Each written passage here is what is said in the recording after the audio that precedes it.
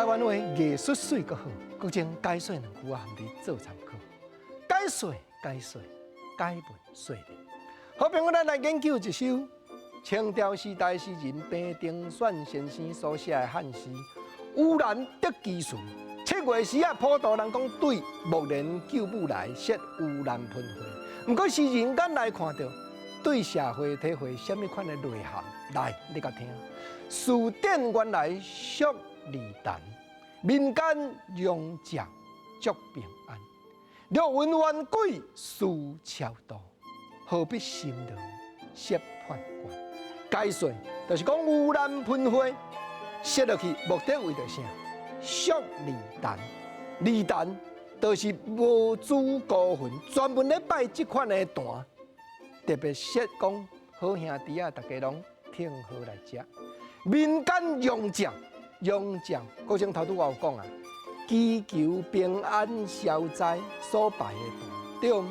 乌兰喷花就是木莲救母望讲，所有这孤魂野鬼，大家拢有通食的时阵，阮老母都袂饿着。过去民间传说雷对家来嘛，毋过诗人咱来看到，体会无相共。伊讲，若真正这含冤屈死的鬼魂，用过拜坛，用过消灾，用过超度的，有效者。若云就是讲，假使讲冤鬼啊，事超度，你都讲较土咧，西讲来洋洋的甲超度就好啊。含冤委屈，咱遮准拄煞者，何必心劳设判官？毋是敢人间有法院呢？平定选先生这首诗讲，连心劳地府，咱所流传的故事内底。敢是大家知影讲有10殿阎君有判官，你无论做好做歹，去到地府逆境大看了，你家己爱反省呢。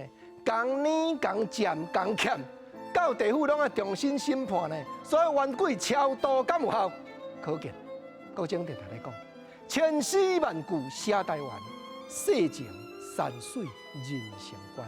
诗人的人生观，看到社会正人伫咧识普渡，有体会讲对着这个鬼魂，甲人间的情理拢共款。第一，就是爱公平审判，诗人的苦心正值得遮啦。